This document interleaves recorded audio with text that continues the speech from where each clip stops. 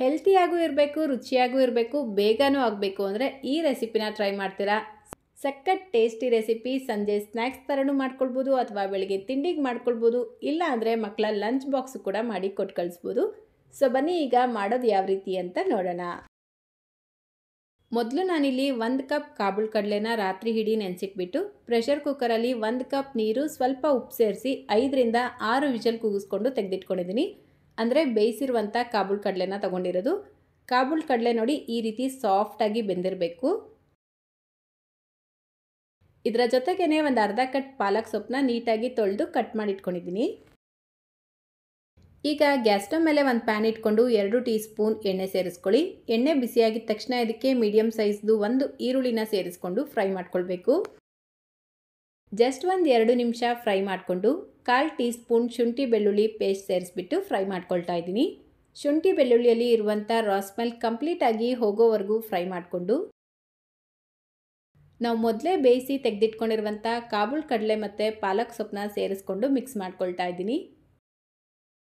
ನೋಡಿ ಒಂದು 3-4 ನಿಮಿಷ ಇದನ್ನು ಈ ರೀತಿ ಚೆನ್ನಾಗಿ ಫ್ರೈ ಮಾಡಿಕೊಂಡು 1/4 ಟೀ ಸ್ಪೂನ್ ಅರಿಶಿನ, ಅರ್ಧ ಟೀ ಸ್ಪೂನ್ ಅಚ್ಕಾರದ ಪುಡಿ, ಅರ್ಧ ಟೀ ಸ್ಪೂನ್ ಧನಿಯಾ ಪುಡಿ, ಅರ್ಧ ಟೀ ಸ್ಪೂನ್ ಚಾಟ್ ಮಸಾಲ, ರುಚಿಗೆ ತಕ್ಕಷ್ಟು ಉಪ್ಪು ಸೇರಿಸ್ಕೊಂಡು ಮಿಕ್ಸ್ ಮಾಡ್ಕೊಳ್ತಾ ಇದ್ದೀನಿ.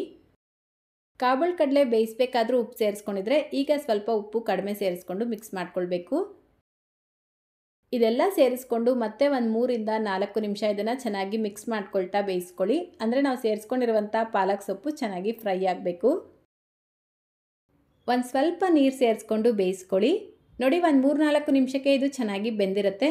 ಈಗ ಕಾಬೂಲ್ ಕಡಲೆನ ಸ್ವಲ್ಪ ಮ್ಯಾಶ್ ಮಾಡ್ಕೊಳ್ಳಿ. ಪೂರ್ತಿಯಾಗಿ ಬೇಡ, ಸ್ವಲ್ಪ ಕಾಳು ಮಾತ್ರ ಮ್ಯಾಶ್ ಮಾಡಿಕೊಂಡ್ರೆ ಸಾಕು. ಅಷ್ಟೇ, ಈಗ ಸ್ಟಫಿಂಗ್ ಅನ್ನೋದು ರೆಡಿ ಆಯಿತು. ಇದನ್ನು ಸೈಡಿಗೆ ತೆಗೆದಿಟ್ಕೊಂಡು ನಾನಿಲ್ಲಿ ಬೆಳಗ್ಗೆ ಉಳಿದಿರುವಂಥ ಚಪಾತಿ ತೊಗೊಂಡಿದ್ದೀನಿ. ಇದರ ಮೇಲ್ಗಡೆ ಸ್ವಲ್ಪ ಮಯೋನೀಸ್ ಮತ್ತು ಟೊಮೆಟೊ ಕೆಚಪ್ನ ಹಚ್ಕೊಳ್ತಾ ಇದ್ದೀನಿ. ನಾನಿಲ್ಲಿ ಮನೆಯಲ್ಲೇ ಮಾಡಿರುವಂಥ ಮಯೋನೀಸ್ನ ಉಪಯೋಗಿಸಿರೋದು. ಈಗ ನಾವು ರೆಡಿ ಮಾಡ್ಕೊಂಡಿರುವಂಥ ಸ್ಟಫಿಂಗ್ನ ಸೇರಿಸ್ಕೊಂಡು ಇದರ ಮೇಲ್ಗಡೆ ಸ್ವಲ್ಪ ಈರುಳ್ಳಿ, ಸೌತೆಕಾಯಿ ಮತ್ತು ಟೊಮೆಟೊ ಸ್ಲೈಸ್ನ ಇಟ್ಬಿಟ್ಟು ನೋಡಿ ನಾನು ಯಾವ ರೀತಿ ಫೋಲ್ಡ್ ಮಾಡ್ಕೊಳ್ತಾ ಇದ್ದೀನಿ. ಸೊ ಈ ರೀತಿ ಫೋಲ್ಡ್ ಮಾಡ್ಕೊಳ್ಳಿ. ಈ ರೀತಿ ಫೋಲ್ಡ್ ಮಾಡ್ಕೊಳ್ಳೋದ್ರಿಂದ ಸ್ಟಫಿಂಗ್ ಅನ್ನೋದು ಹೊರಗಡೆ ಬರಲ್ಲ.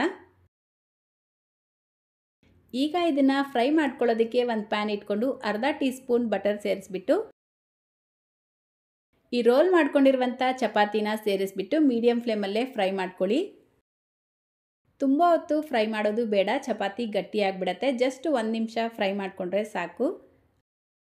ಅಷ್ಟೇ, ಈಗ ಸಖತ್ ಹೆಲ್ತಿ ಆ್ಯಂಡ್ ಟೇಸ್ಟಿ ಆಗಿರುವಂಥ ವೆಜ್ ರೋಲ್ ರೆಡಿಯಾಗಿದೆ. ಖಂಡಿತವಾಗ್ಲೂ ಮಾಡ್ಕೊಂಡು ತಿನ್ನಿ, ತುಂಬಾ ಚೆನ್ನಾಗಿರುತ್ತೆ. ಸೊ ಇವತ್ತಿನ ರೆಸಿಪಿ ಇಷ್ಟ ಆಯಿತಾ?